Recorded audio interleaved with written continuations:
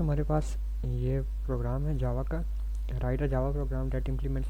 अब बेसिकली ये प्रोग्राम में जो एग्जामिनर है वो हमसे चाहता है कि हम लोग एक प्रोग्राम लिखें जो सर्वर को मैसेजेस सेंड भी करे, यानी एक सर्वर साइड का लिखना है, एक क्लाइंट साइड का लिखना है। तो बेसिकली ये एक चैट मैसेजेस की तरह कि सर्वर जो है वो मैसेजेस भेज रहा है क्लाइंट को, क्लाइंट भेज रहा है सर्वर को। तो इसमें क्या होगा कि मैसेज आते जाते रहेंगे, ठीक है, दोनों एक दूसरे को मैसेज सेंड करते रहेंगे जब तक कि क्लाइंट जो है वो एग्जैक्ट का मैसेज सेंड नहीं कर लेता, ठीक है, तब तक मैसेज आते जाते रहेंगे। अब ये जो प्रोग्राम है ये इन्होंने इससे उठाया है, ठीक है। यहाँ पे आप देख लें कि इसका एल्गोरिथम लिखा हुआ है और नीचे जो है इसका कोड भी लिखा हुआ है। तो इसको ही थोड़ा सा चेंज किया है इन्होंने। यहाँ पे स्टॉप का वर्ड है, यहाँ पे उन्होंने एग्जिट का वर्ड जो है यूज़ किया हुआ है। देखें, इसमें सबसे पहले तो लाइब्रेरीज़ को इंपोर्ट किया है, इंपोर्ट जावा। फिर उसके बाद क्लास बनाई है, क्लास के अंदर उन्होंने एक मेन का फंक्शन लिखा है। अब इस फंक्शन के अंदर क्या है कि एक सर्वर का जो है वो सॉकेट बनाया है, एक कनेक्शन बनाया है, ठीक है। एक सर्वर को आप ये समझ लें कि एक सर्वर को एक्टिवेट किए, उसको जो है एक पोर्ट असाइन कर दिए, ये उस पोर्ट का नंबर है, ठीक है। आप कोई भी पोर्ट नंबर यहाँ पे लिख सकते हैं, 888 लिख सकते हैं। कोशिश करें कि हायर से हायर लिखें, 26,000 से नीचे नीचे हो लेकिन हायर से हायर हो। कम से कम जो है वो 3030 इस तरीके से हो, क्योंकि ये जो है पोर्ट नंबर जो है, कुछ पोर्ट्स जो हैं वो प्री डिफाइंड पोर्ट्स भी होती हैं, तो आप वो वाला नंबर ना यहाँ पे लिख दें। जैसे आप पोर्ट 80 जो है वो यहाँ पे ना लिख दें, छोटा नंबर ना लिखें। तो फिर उसके बाद क्या है कि ये जो सॉकेट है ये क्लाइंट की जो कनेक्शन है उसको भी एक्सेप्ट करें। यहाँ पे लिखा हुआ है this server should accept connection from the client, ठीक है। तो उसके लिए जो हमने क्या किया है, सॉकेट इक्वल्स टू ss.accept, ठीक है। अब ये जो सर्वर का सॉकेट है और ये क्लाइंट साइड का सॉकेट है, और ये दोनों जो हैं ये क्लासेस हैं, इनके हमने ऑब्जेक्ट्स बनाए, ठीक है। नेक्स्ट देखें, ये भी एक क्लास है, इससे नीचे वाली भी क्लास है, ये भी एक क्लास है। अब ये जो है ये जो डेटा क्लाइंट से सर्वर की तरफ जा रहा है उसके लिए है, ठीक है, यानी उससे इनपुट लेने के लिए डी इन के अंदर जो हमने इसका एक ऑब्जेक्ट बनाया है, और फिर डी आउट के अंदर जो है हमने आउटपुट स्ट्रीम का एक ऑब्जेक्ट बनाया है, ठीक है। होता क्या है कि क्लाइंट से सर्वर के पास एक स्ट्रीम ऑफ बिट्स जा रही होती है, तो उसमें से जो इनपुट होगी वो इसमें आएगी, स्टोर होगी, और जो आउटपुट होगी वो डी आउट में स्टोर होगी। फिर उसके बाद जो कीबोर्ड से जो मैसेजेस वगैरह होंगे वो इसमें स्टोर होंगे, बफर रीडर में स्टोर होंगे, ठीक है। इसमें देखें इन्होंने क्या किया है, न्यू बफर रीडर और फिर न्यू इनपुट स्ट्रीम रीडर, ठीक है। ये कहाँ से लेगा, system.in, यानी ये कीबोर्ड से लेगा। फिर दो स्ट्रिंग्स बनाई है और एक इनफाइनाइट लूप चलाया है। इसको आप डू वाइल लूप के थ्रू भी जो है इम्प्लीमेंट कर सकते हैं। उसमें आपने क्या करना है कि आप यहाँ पे सबसे पहले लिखेंगे डू, ठीक है, इसको यहाँ से हटा दें। यहाँ पे फिर आप वाइल की कंडीशन लगाएंगे, ठीक है, और उसमें आप ये फिर आप इफ़ की कंडीशन जो है यहाँ से हटा देंगे। उसमें आप क्या करेंगे, वाइल है ये, उसके शुरू में ब्रैकेट भी आएगी, ठीक है। तो आप इसको इस तरीके से इम्प्लीमेंट करेंगे, यहाँ से आप इसको हटा देंगे, ठीक है। इस तरीके से आप इसको इम्प्लीमेंट कर सकते हैं। तो वाइल लूप के थ्रू जो है यहाँ पे इन्होंने एग्जीक्यूट किया था, उस प्रोग्राम से मैंने इसको जो है वो कॉपी करके थोड़ा सा चेंज किया है। तो उन्होंने यहाँ पे वाइल लूप से जो है इसको इम्प्लीमेंट किया था वाइल में। फिर उसके बाद उन्होंने क्या किया, स्ट्रिंग के अंदर जो क्लाइंट से जो डेटा आ रहा है उसको इन्होंने रीड किया, ठीक है। ये जो रीड UTF है ये क्या करता है, ये बाइनरी को भी रीड करता है और स्ट्रिंग को भी रीड करता है, कैरेक्टर्स को भी रीड करता है, नंबर्स को भी रीड करता है, ठीक है। तो उसके लिए उन्होंने क्या यूज़ किया, रीड UTF का फंक्शन जो है ये यूज़ किया है। और फिर उसको चेक किया है कि वो एग्जैक्ट के इक्वल तो नहीं है। तो अगर तो वो एग्जैक्ट के इक्वल है तो यहीं से उसको ब्रेक कर दिया। अगर तो इक्वल नहीं है तो फिर ये लाइन जो है ये एग्जीक्यूट होगी और जो क्लाइंट ने कहा होगा वो यहाँ पे प्रिंट हो जाएगा। फिर उसके बाद जो है वेट किया जाएगा सर्वर कोई मैसेज टाइप करे, ठीक है। और जब सर्वर मैसेज टाइप करेगा तो उस मैसेज को जो है प्रिंट कर दिया जाएगा और डी आउट फ्लश कर दिया जाएगा, यानी उस मैसेज को इमीडिएटली जो है सेंड कर दो क्लाइंट के पास। फिर उसके बाद जो हमने ऑब्जेक्ट्स बनाए थे उन सबको हमने क्लोज किया, यानी हमने उनको डिस्ट्रक्ट किया या जो भी आप कह रहे हैं, डिस्ट्रॉय किया, जो भी आप कह रहे हैं, ठीक है। फिर नेक्स्ट आए एको क्लाइंट की तरफ। अब क्लाइंट में इसमें क्या हो रहा है कि इसमें भी वही सारी लाइब्रेरीज जो है वो इंपोर्ट की जा रही हैं, आईओ की और .NET की, ठीक है। तो इसमें फिर एक इन्होंने क्लास बनाई बिल्कुल उसी तरीके से ऊपर जिस तरीके से बनाई थी। फिर एक ऑब्जेक्ट बनाई, सॉरी एक मेन फंक्शन बनाया और उसके अंदर उन्होंने डिफरेंट ऑब्जेक्ट्स बनाई है। फिर देखिए सॉकेट जो है, सॉकेट एस, ऊपर जहाँ पे सॉकेट एस लिखा हुआ था वहाँ पे मैंने बताया था ये क्लाइंट के लिए है, तो यहाँ पे भी सॉकेट एस लिखा हुआ है। यहाँ पे न्यू सॉकेट जो है वो बनाई, मतलब एक समझ लें कि ऑब्जेक्ट बनाया जा रहा है। इसको जो है हमने पास किया, जो भी हमारे सर्वर का यूआरएल है वो हमने पास किया, क्योंकि ये दोनों जो है क्लाइंट और सर्वर दोनों एक ही कंप्यूटर के ऊपर हैं, तो यहाँ पे हमने लोकल होस्ट लिखा है।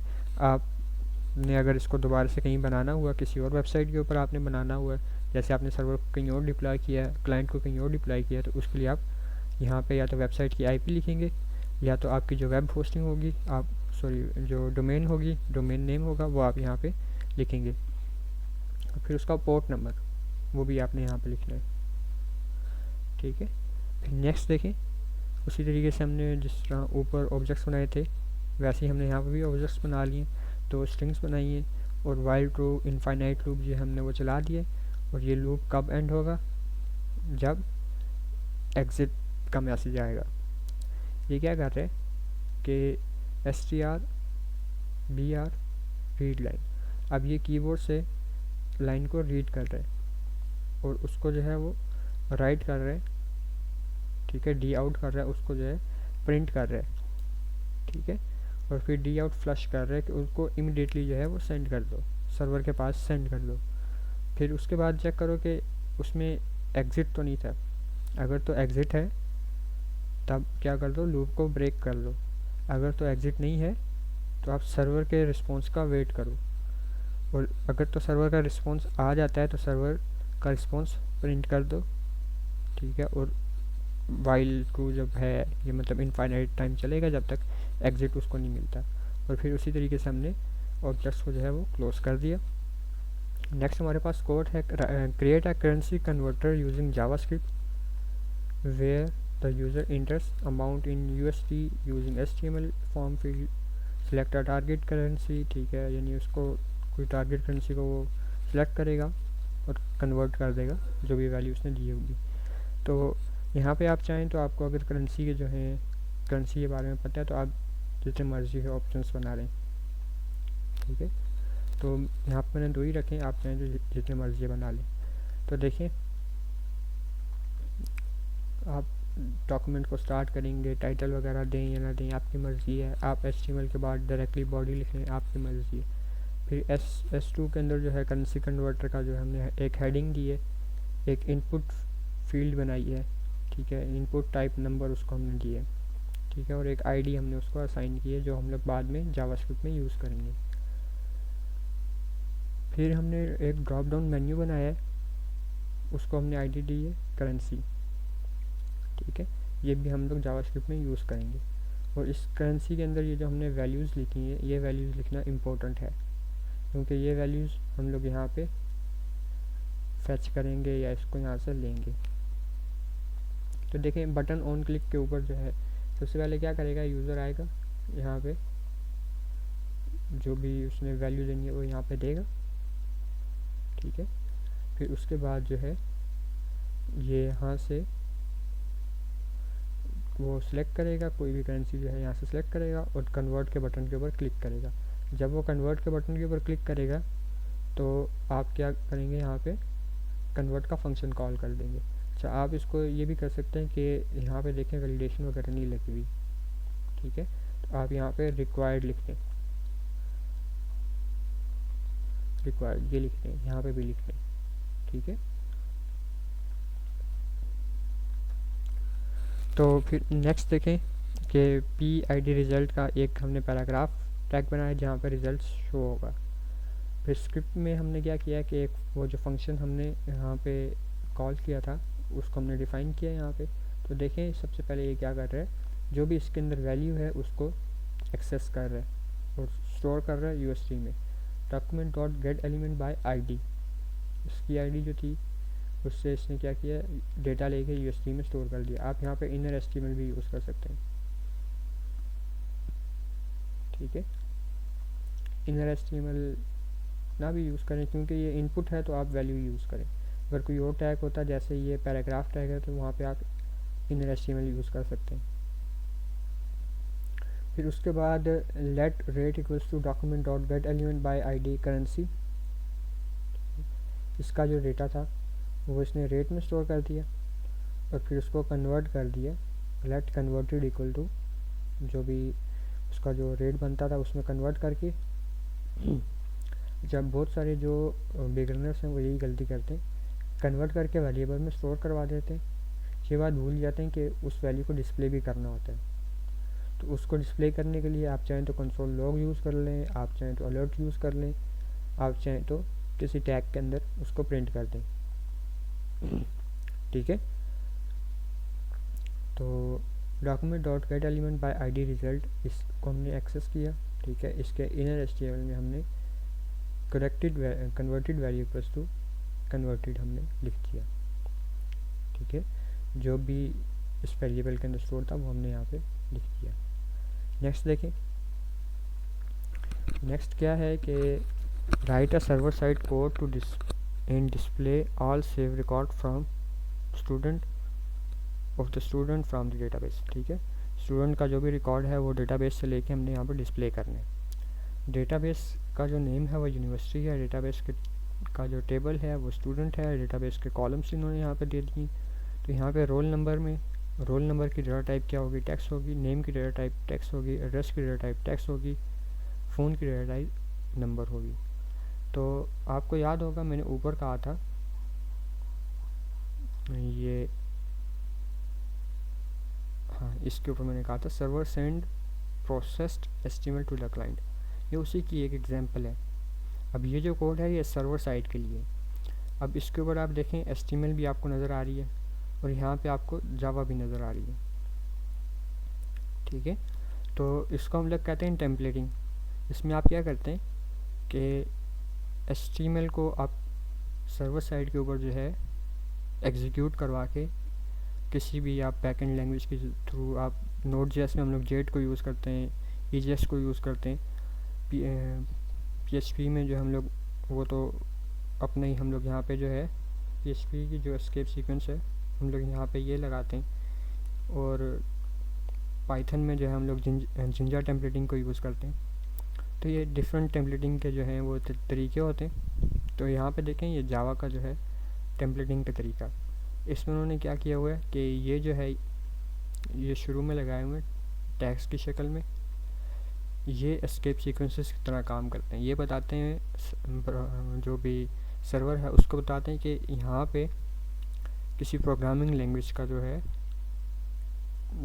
कोड है, ठीक है। तो ये जावा का एस्केप सीक्वेंस, आप ये समझ लें कि ये जावा की एस्केप सीक्वेंस है। उसके बाद हमने क्या किया है, हमने इंपोर्ट किया जावा एसक्यूएल के अंदर जितनी भी लाइब्रेरीज थी उन सबको, जितनी भी क्लासेस थी उन सबको हमने इंपोर्ट किया। और ये जो कोड है ये सारा HTML का कोड एज इट इज़ रहेगा। उसके अंदर जहाँ पे आप देखें कि ये जो लिखा हुआ आ रहा है ना, ये टैग के अंदर परसेंटेज का सिंबल लिखा हुआ आ रहा है, इसका मतलब ये है कि ये जावा का टेम्पलेटिंग इंजन है। यहाँ से आगे जावा का कोड स्टार्ट हो रहा है और जहाँ पे ये एंड हो रहा हो तो यहाँ पे जावा का कोड एंड हो रहा है। तो उसके अंदर देखें कि एक कनेक्शन नाम से हमने जो है एक वेरिएबल बनाया है कौन, फिर stmt नाम से एक वेरिएबल बनाया है, फिर RS के नाम से एक वेरिएबल बनाया है। ये बेसिकली ये स्ट्रिंग्स है सारी। तो फिर नेक्स्ट देखें कि ट्राई लोड JDB ड्राइवर।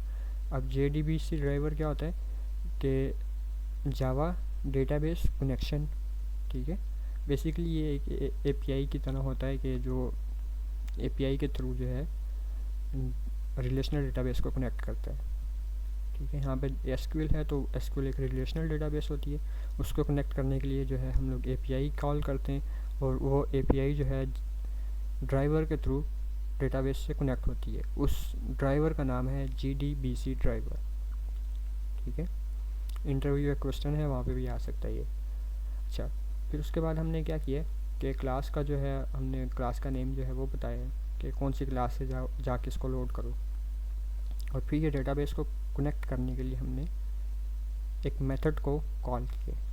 अब कौन क्या है, कौन के अंदर हमारा डेटाबेस से कनेक्शन स्टोर है, ठीक है। आप ये समझ लें कि कौन एक कनेक्शन है या इसके थ्रू जो हम लोग डेटाबेस से बात करेंगे। नेक्स्ट देखें, इसके अंदर हमने बताया है JDBC MySQL लोकल होस्ट, ठीक है। MySQL की जो है मतलब MySQL की डेटाबेस है, कहाँ पे है, लोकल होस्ट के ऊपर है, कौन सी पोर्ट के ऊपर है वो हमने बताया, डेटाबेस का नेम क्या है वो हमने बताया, फिर डेटाबेस का यूज़र कौन क्या है वो बताया, डेटाबेस का पासवर्ड क्या है वो बताया, ठीक है। फिर नेक्स्ट देखें, हमने एक SQL की क्यूरी बनाई है। HTML में हमने क्या किया है, जैसे कि मैंने बताया था ये कौन जो है डेटाबेस से कनेक्शन है, तो हमने यहाँ पे एक क्यूरी को प्रिपेयर करने के लिए हमने सबसे पहले क्रिएट क्यूरी का फंक्शन कॉल किया है कौन के ऊपर, ठीक है।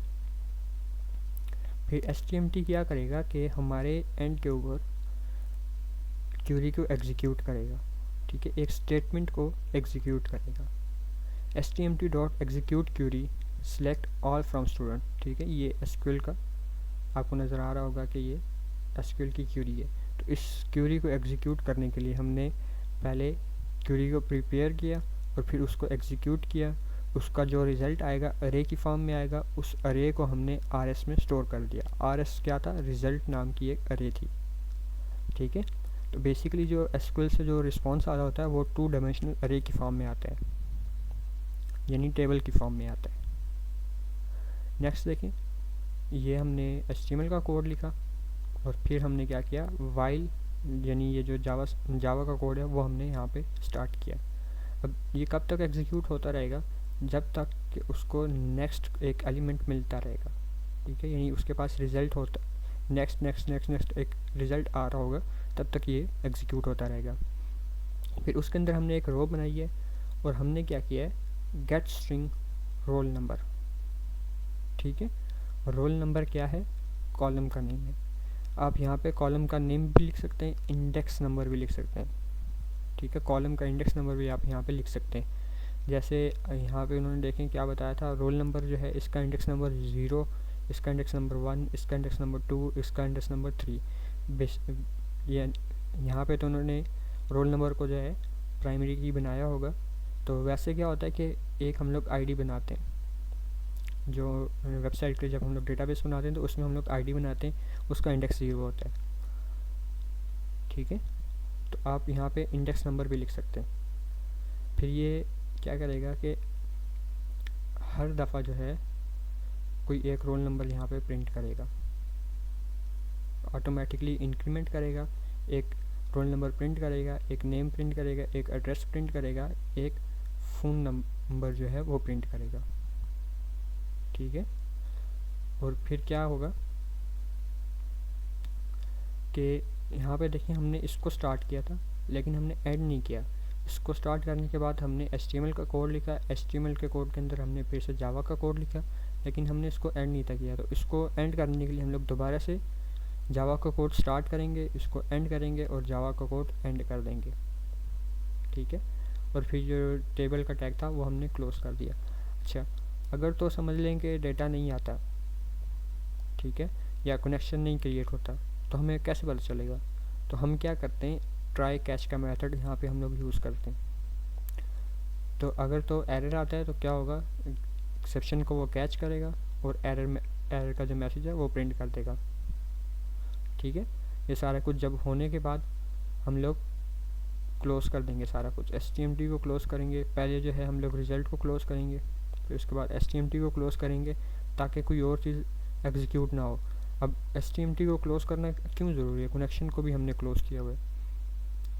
इनको क्लोज़ करना इसलिए ज़रूरी है, HTMT को क्लोज़ करना इसलिए ज़रूरी है ताकि कोई क्रॉस साइट स्क्रिप्टिंग ना कर सके। ठीक है, ये एक अटैक होता है, उससे बचने के लिए हमने HTMT को क्लोज़ किया। फिर उसके बाद हमने कनेक्शन को क्लोज़ किया ताकि कोई दोबारा से HTMT को स्टार्ट ना कर सके। ठीक है, तो ये था हमारा पेपर। इस रिलेटेड जो भी क्वेश्चन हो आप कमेंट सेक्शन में पूछ सकते हैं। कोई अगर आपको इसमें से क्वेश्चन ना समझ में आया हो तो आप ग्रुप में भी पूछ सकते हैं। उसके अलावा जो है आप कमेंट सेक्शन में मुझे कमेंट कर दिएगा, मैं वो जो क्वेश्चन है वो आपको अलग से उसकी वीडियो बना के समझा दूँगा। अल्लाह हाफिज़।